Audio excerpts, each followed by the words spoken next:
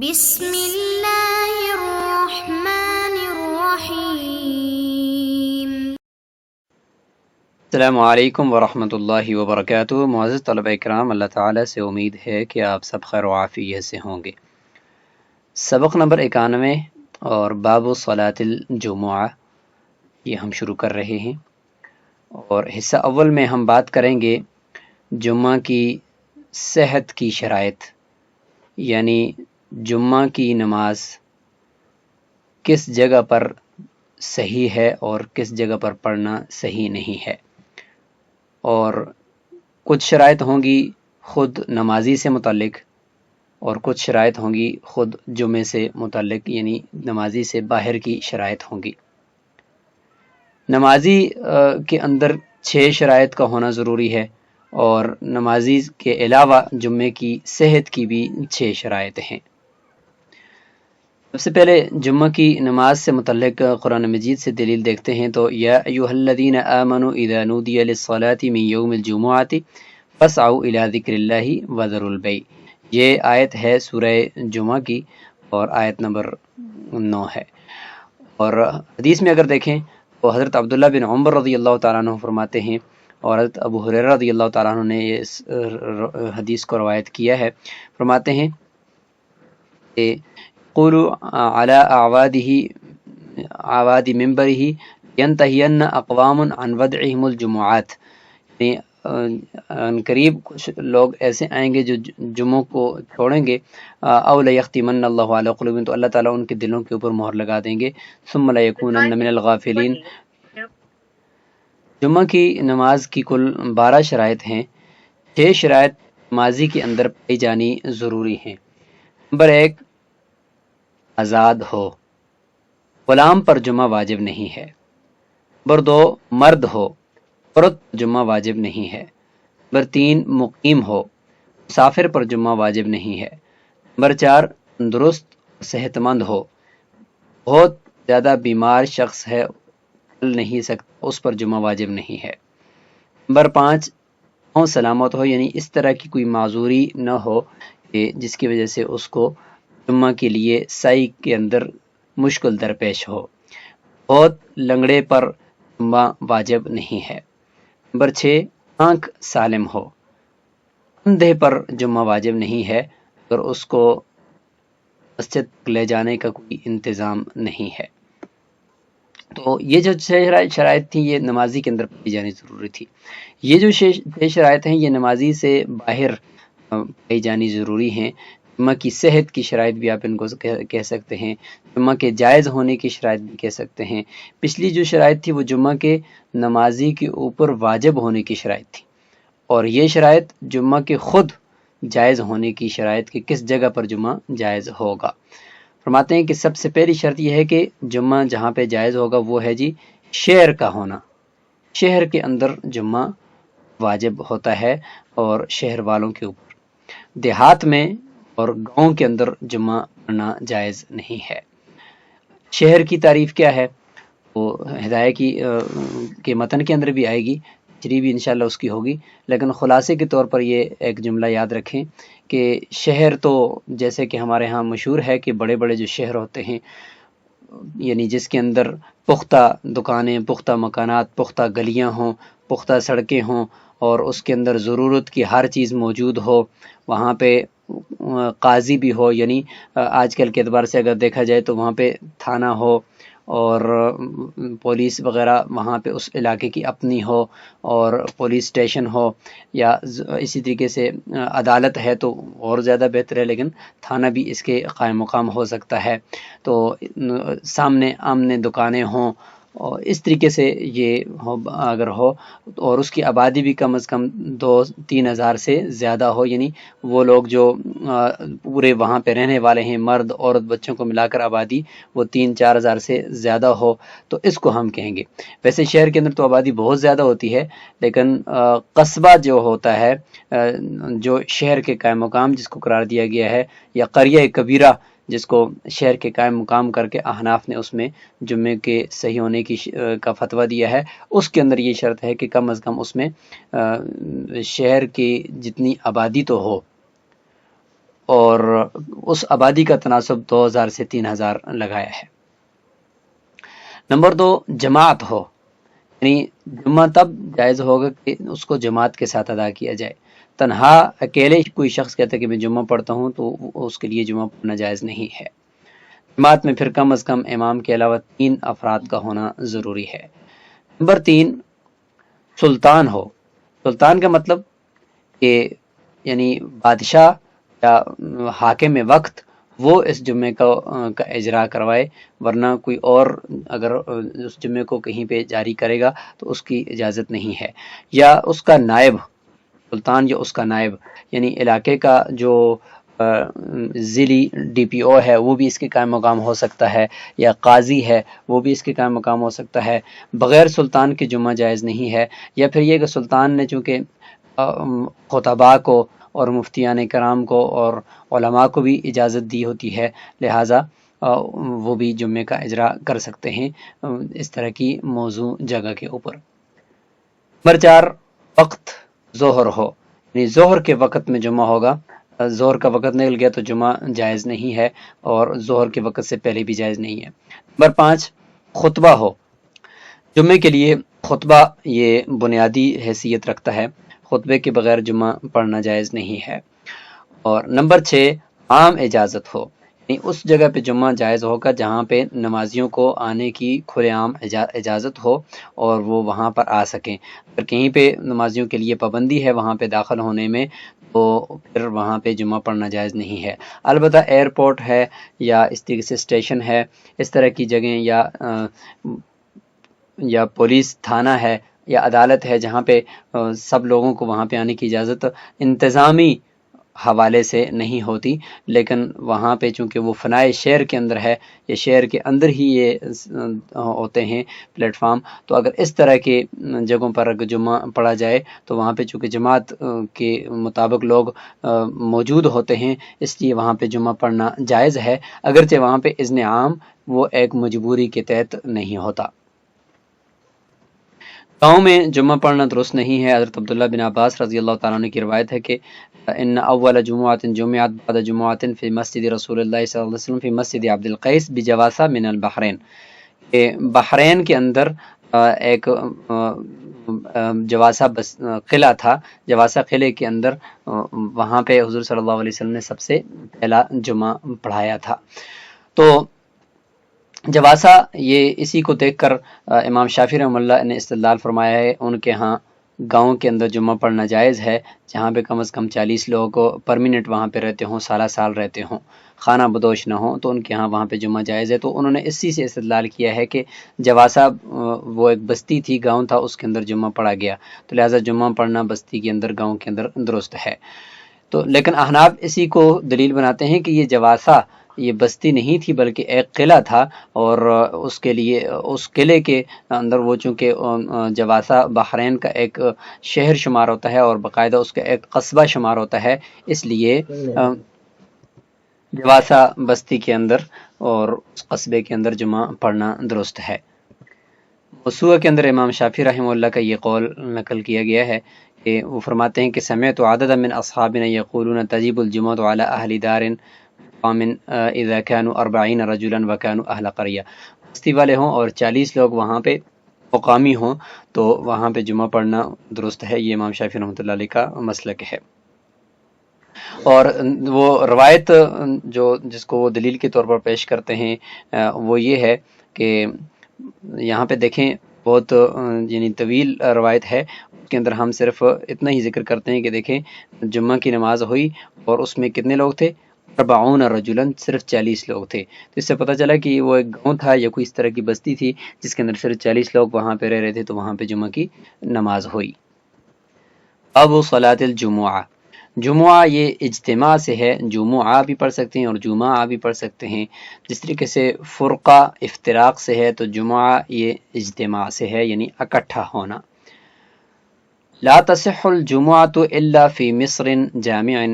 سب سے پہلے جمعہ کے صحیح ہونے کی جو 6 شرائط ہیں ان کا تذکرہ ہوگا۔ ان میں سب سے پہلی شرط ہے شہر کا ہونا، شہر کے اندر جمعہ ہوگا، یا شہر کے قائم مقام جو قصبہ ہو یا قریہ کبیرہ ہو تو اس کے اندر جمعہ ہوگا۔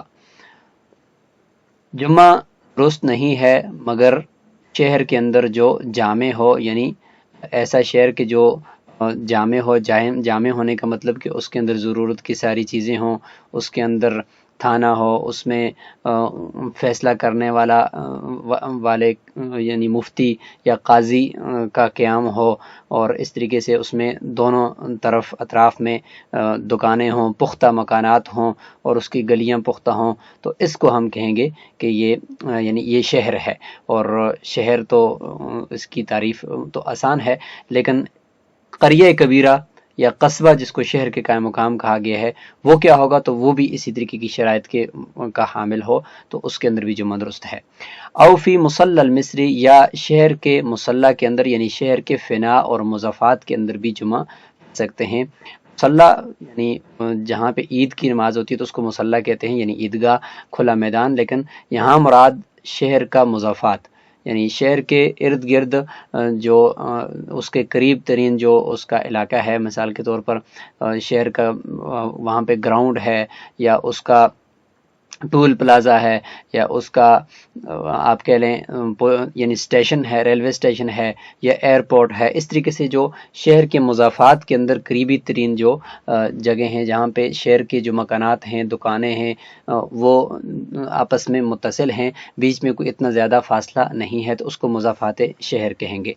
لا تجوز فی القریٰ، بستیوں کے اندر جمعہ جائز نہیں ہے۔ رسول اللہ صلی اللہ علیہ وسلم نے فرمایا لا جمعۃ ولا تشریق ولا فطر ولا اضحى الا فی مصر جامع۔ یہ حقیقت میں حضرت علی رضی اللہ تعالیٰ عنہ کا قول ہے، فرماتے ہیں کہ لا جمعۃ ولا تشریق ولا فطر ولا اضحى الا فی مصر جامع۔ والمصر الجامع، اب یہاں پہ مصر جامع یعنی ایسا شہر جو جامع ہو، یعنی بڑا شہر ہو، اس کی تعریف کر رہے ہیں۔ کل موضع، ہر ایسی جگہ، لہو امیر، اس کا امیر بھی ہو، یعنی حاکم اس کا گورنر ہو، قاضٍ، اور اس کا قاضی بھی ہو، ينفذ الاحکام، جو احکام کی تنفیذ کرتا ہو، یقیم الحدود، اور حدود اور حدوں کو قائم کرتا ہو۔ هذا عند ابی یوسف رحمہ اللہ، یہ تعریف امام ابو یوسف رحمہ اللہ کے نزدیک ہے، اور انہی سے ایک روایت یہ بھی ہے کہ انہم اذا اجتمعوا فی اکبر مساجدہم لم یسعہم، کہ اتنی تعداد ہو اس شہر کے اندر لوگوں کی، یعنی ایسی جگہ جہاں پہ لوگوں کی اتنی تعداد ہو جو اپنی شہر کی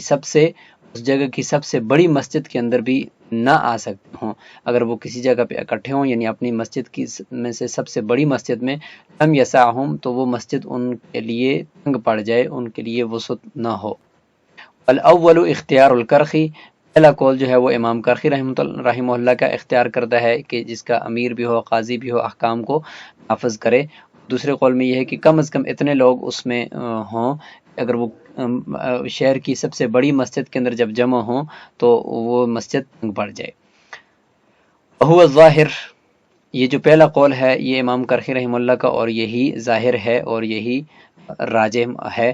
ثانی اختیار الثلجی، اور دوسرا قول ابو عبداللہ سلجی رحمہ اللہ، بڑے فقیہ گزرے ہیں، ان کا ہے، اور ان کے نزدیک یہ ہے کہ لوگ جو ہیں وہ اتنے زیادہ ہوں۔ دونوں کو لیا جا سکتا ہے کہ اس میں قاضی ہو یا پولیس اسٹیشن وہاں پر موجود ہو، اور اسی طریقے سے اس کے اندر لوگوں کی تعداد اتنی ہو کہ وہاں کی بڑی مسجد کے اندر نہ سما سکتے ہوں۔ حکم غیر مقصور علی المصلی، یہ جو حکم ہے فرمایا کہ او مصلی المصری، جیسے کہ پچھلے کے اندر فرمایا نا کہ دیکھیں کہ او فی مصلی المصری، شہر کے مضافات کے اندر ہو۔ فرماتے ہیں کہ شہر کے مضافات میں مصلی المصر سے مراد فرماتے ہیں کہ یہ حکم صرف شہر کے مصلی کے اوپر بند نہیں ہے، کہ صرف وہاں پہ جہاں پہ عید ہوتی ہے تو جس کو ہم مصلی کہتے ہیں یا عیدگاہ کہتے ہیں، کہ صرف اسی جگہ کا بتا رہے ہیں، نہیں، بلکہ بل یجوز فی جمیع افنیۃ المصری، کہ شہر کے تمام ارد گرد کے جو مضافات کی علاقے ہیں یا جگہ ہیں ان کے اندر جمع درست ہے۔ انہا بمنزلتہ، اس لیے کہ وہ جتنے بھی شہر کے مضافات ہیں وہ شہر کی حکم میں ہے کہ حوائج اہلہ، اس یعنی شہر کی والوں کی ضروریات اس کے ساتھ متعلق ہیں، کہ وہاں ایئرپورٹ ہے، وہاں پہ اسٹیشن ہے، وہاں پہ گراؤنڈ ہے، یا کوڑا کرکٹ ڈالنے کی جگہ ہے، یا کچھ بھی شہر کی جو ضروریات ہوتی ہیں وہ اس کے ساتھ، اور ان لوگوں کی ضروریات شہر کے ساتھ وابستہ ہوتی ہیں۔ تجوز بمنا، یعنی بات چل رہی ہے جمعہ کے صحیح ہونے کی شرائط کی۔ اس میں سب سے پہلی شرط کہ شہر ہو یا شہر کا مضافات یا شہر کے قائم مقام جگہ ہو۔ اسی کی ضمن میں بات کر رہے ہیں کہ کہیں ایسی جگہ کہ جو شہر کے مضافات میں یعنی شہر سے کچھ فاصلے پر ہو، تو کیا وہاں پہ جمعہ ہوگا؟ تو اسی بارے سے منا کی مثال دے رہے ہیں کہ تجوز بمنا، منا کے اندر جمعہ جائز ہے، ان کان الامیر امیر الحجاز، بشرطے کہ وہاں کا جو امیر اور گورنر ہے وہ صوبہ حجاز کا گورنر ہو، کیونکہ عرب کے جو علاقے ہیں یعنی پورا عرب ہے، اس کی کچھ اقسام کی گئی ہیں، نجد ہے، تہامہ ہے، اور پھر حجاز ہے۔ تو حجاز کے اندر چونکہ مکہ اور واقع ہے، تو اسی کے اندر منا بھی واقع ہے، تو فرماتے ہیں کہ اگر وہیں کا گورنر ہے، امیر ہے، تو وہ اس کے لیے چونکہ جمعے کو قائم کرنا جہاں پر بھی ہوگا اس کے لیے قائم کرنا درست ہے، تو لہٰذا اگر وہاں پہ وہ امیر حجاز یعنی صوبہ حجاز کا امیر وہاں پہ گورنر موجود ہے تو وہ اس جمعے کو منا کے اندر پڑھا سکتا ہے۔ او کان الخلیفۃ مسافرا، یا جو خلیفہ وقت ہے اس وقت کا، حاکم وقت پورے یعنی اس وقت کے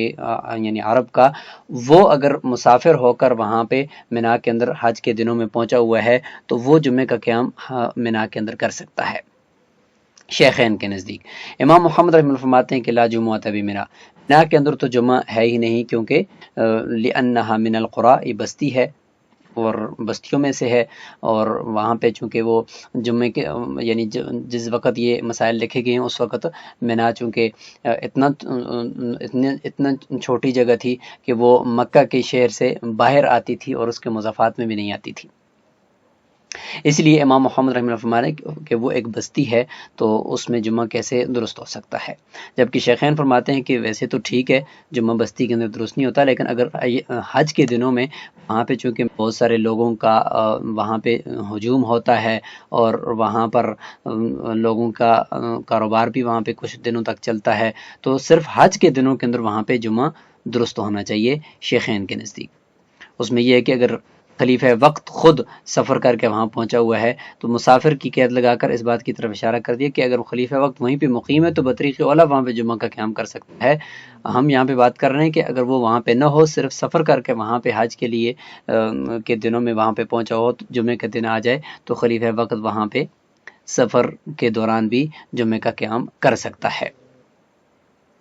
اور دوسرا یہاں پہ یہ بات ہے کہ یعنی اس وہم کو بھی دور کرنا ہے کہ جو حج کا امیر ہوتا ہے اگر وہ سفر میں ہو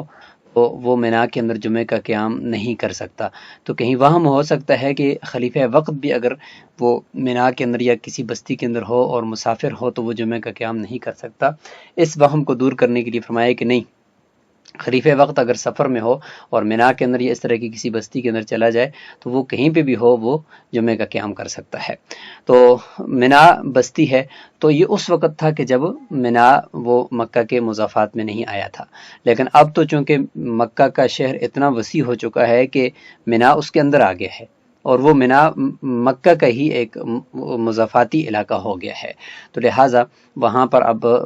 بالاتفاق جمعہ کا قیام درست ہے۔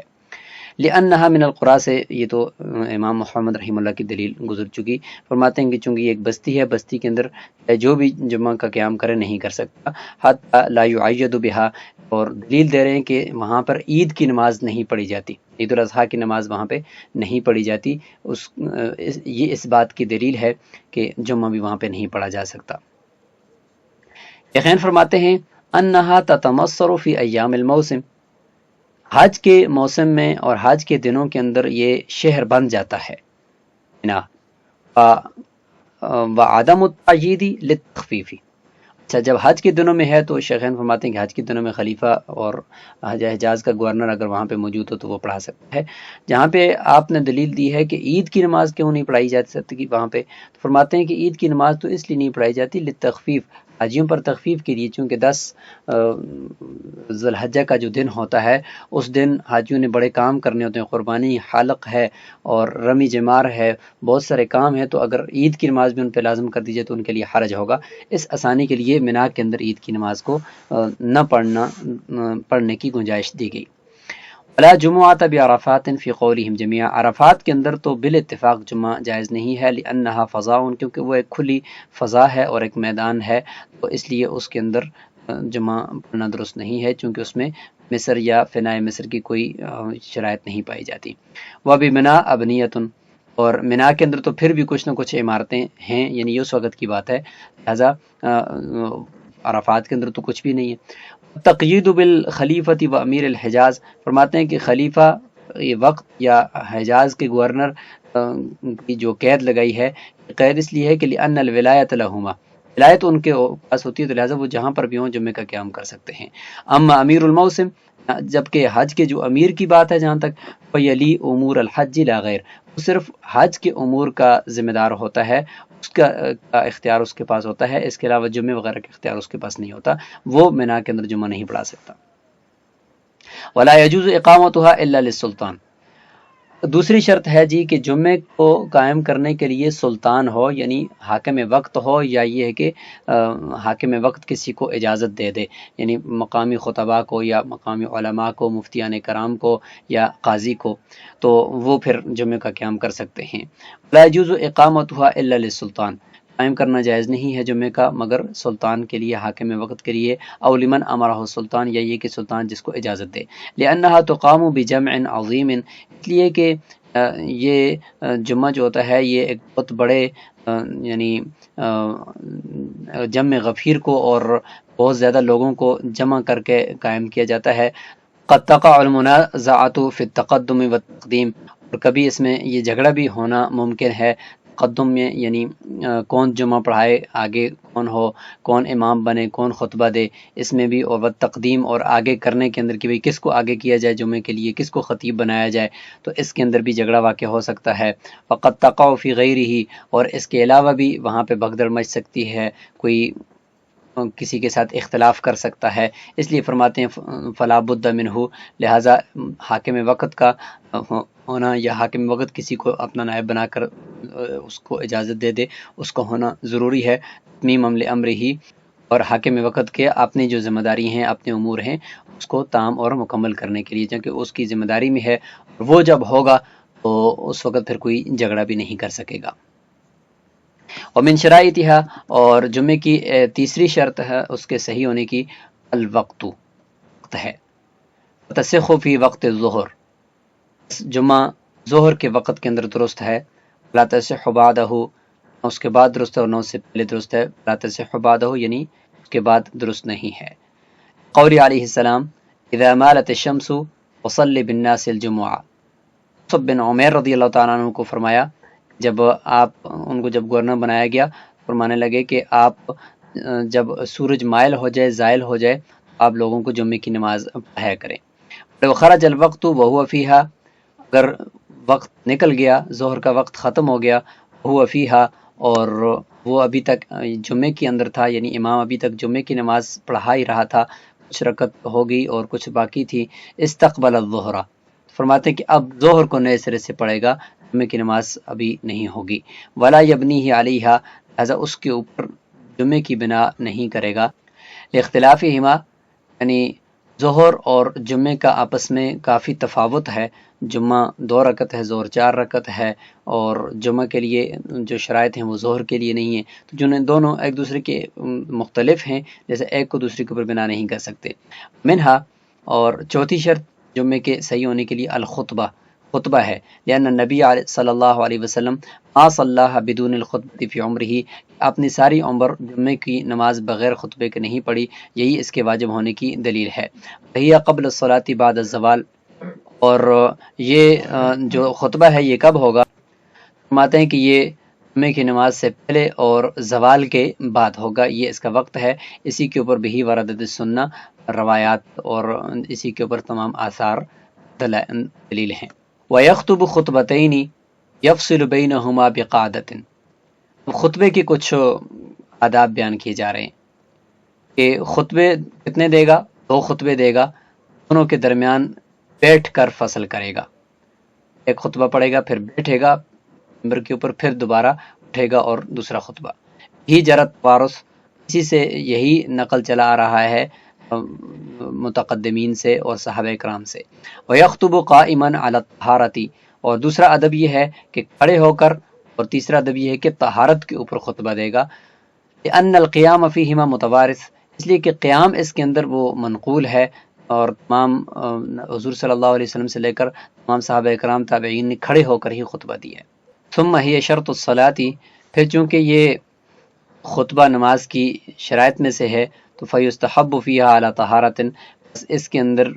بھی یہ ہے کہ مستحب یہ ہے کہ اس کو طہارت کے اوپر ہی دیا جائے. کل اذان، جس طریقے سے اذان کے اندر، کل اذان جیسے کہ اذان ہے کہ اذان کے اندر بھی نماز کی ساتھ مشابہت پائی جاتی ہے، اور جس طریقے سے خطبہ کے اندر بھی ہے کہ خطبہ بھی نماز جمعہ کے لیے جو دیا جاتا ہے وہ وقت کے داخل ہونے کے بعد دیا جاتا ہے، اور خطبے کے اندر بھی وہ نماز کے اندر کے جو اذکار ہیں ان کا کافی حصہ پایا جاتا ہے. تو اسی طریقے سے اذان کے اندر بھی جو ہے وہ نماز کے ساتھ مشابہت بھی ہے کہ اس کے اندر بھی ایک تو یہ ہے کہ وقت کے داخل ہونے کے بعد دی جاتی ہے، اور دوسرا یہ کہ اس کے اندر کے جو الفاظ ہیں، تکبیرات ہیں، وہ نماز کے اندر بھی ہوتی ہیں. تو چونکہ جس طریقے سے نماز طہارت کے بغیر نہیں ہوتی، تو اس طریقے سے خطبہ اور اذان بھی وہ بغیر طہارت کے نہیں ہونے چاہیے. مستحب یہ ہے کہ طہارت کے اوپر یہ خطبہ اور اذان دی جائے. وَلَوْ خَطَبَ قَاعِدًا، اگر کسی نے بیٹھ کر خطبہ دیا، او علی غیر طہارت،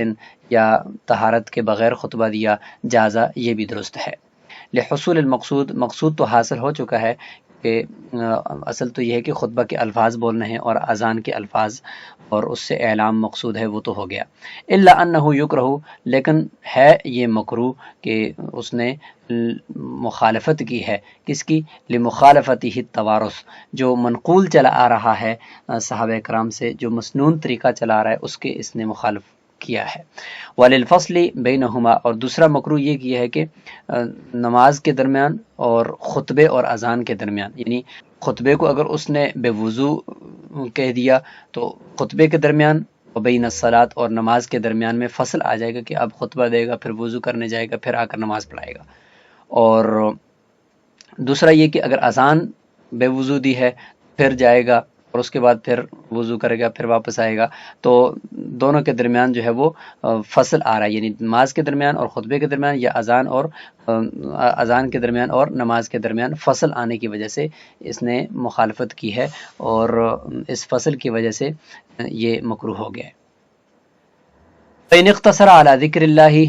اب خطبہ کتنا ہونا چاہیے اس کی مقدار سے متعلق بات ہو رہی ہے. فَإِنِ اخْتَصَرَ عَلَى ذِكْرِ اللَّهِ جَازَ عِنْدَ أَبِي حَنِيفَةَ رَحِمَهُ اللَّهِ، اگر خطبہ کے اندر اس نے صرف اللہ کے ذکر پر ہی الحمدللہ یا لا الہ الا اللہ یا اللہ اکبر بس اتنا کہہ دیا، ایک کے اندر بیٹھ گیا، پھر کھڑا ہوا اور الحمدللہ کہا اور خطبہ مکمل کر دیا، فرماتے صرف اسی پر اگر اکتفا کرتا ہے، امام ابو حنیفہ رحمہ اللہ کے نزدیک یہ بھی جائز ہے. سیمین فرماتے ہیں لابد من ذکر طویل یسمى خطبۃ، اتنا طویل ذکر یعنی اتنا طویل خطبہ کہنا تو ضروری ہے جس کو خطبے کا نام کم از کم دیا جا سکے. لہذا صرف الحمدللہ یہ تو کوئی خطبہ نہیں ہے. لأن الخطبۃ ہی الواجبہ، خطبہ جو ہے وہ واجب ہے. والتسبیح او التحمید لا تسمى خطبۃ، صرف تسبیح یعنی سبحان اللہ یا تحمید یعنی الحمدللہ، اس کو خطبہ تو نہیں کہہ سکتے، خطبے کا نام اس کو نہیں دیا جا سکتا. امام شافعی رحمہ اللہ فرماتے ہیں لا یجوز حتی یخطب خطبتین، جائز نہیں ہے یہاں تک کہ 2 خطبے ہے، اعتبارا للمتعارف، عرف کا اعتبار کرتے ہوئے، یعنی عرف کے اندر اس کو خطبہ کہیں گے اور لوگ جس کو خطبہ کہتے ہیں اتنا خطبہ کہنا ضروری ہے. وَلَهُ، امام ابو حنیفہ رحمہ اللہ کی دلیل قولہ تعالی، اللہ تعالیٰ کا قول ہے فَاسْعَوْا إِلَىٰ ذِكْرِ اللَّهِ، اللہ کے ذکر کی طرف بھاگو. غیر فصلین، اس میں کوئی تفصیل نہیں ہے کہ اتنا طویل خطبہ ہو یا اتنا نہ ہو، اس میں تو کوئی تفصیل نہیں ہے. وعن عثمان انہ قال، اور حضرت عثمان رضی اللہ تعالیٰ عنہ سے ایک مروی ہے کہ انہوں نے فرمایا الحمدللہ، یعنی ممبر پر چڑھے الحمدللہ فرمایا، ارتجا علیہ، ان کے اوپر ایک قسم کا سحر سا طاری ہوا کہ ان سے مزید الفاظ ادا نہ ہو سکے، اور وہ کچھ وجد کی کیفیت میں آگئے تھے کہ پہلے جو صحابہ اکرام تھے اور فرمانے لگے کہ جو حضرت عمر اور حضرت ابوبکر صدیق رضی اللہ تعالیٰ عنہ اور اس طرح کے کہ اس وقت جو تھے وہ عمل کرنے والے بھی تھے، اور آج کل کے جو خطباء ہیں وہ صرف اور صرف بول والے ہیں، صرف بولتے ہیں لیکن عمل کچھ بھی نہیں ہے۔ تو اس طرح کی وہ باتیں فرما رہے تھے، تو اس دوران الحمدللہ انہوں نے فرمایا، تو اس کے بعد مزید ان سے کچھ آگے نہ نکل، تو ارتجا کا معنی یہ کہ ان کے اوپر بندش سی طاری ہو گئی اور وہ مزید کچھ بھی نہ بول سکے، نزلہ اور اتر گئے، وصلہ اور نماز پڑھانے لگ گئے۔ تو اس سے پتہ چلا کہ صرف الحمدللہ انہوں نے فرمایا اور اس کو خطبہ قرار دیا گیا۔ تو جمعہ کی صحت کی شرائط میں سے 4 شرائط کا تذکرہ ہو گیا، انشاءاللہ باقی کا تذکرہ اگلے سبق کے اندر ہوگا۔ السلام علیکم ورحمۃ اللہ وبرکاتہ۔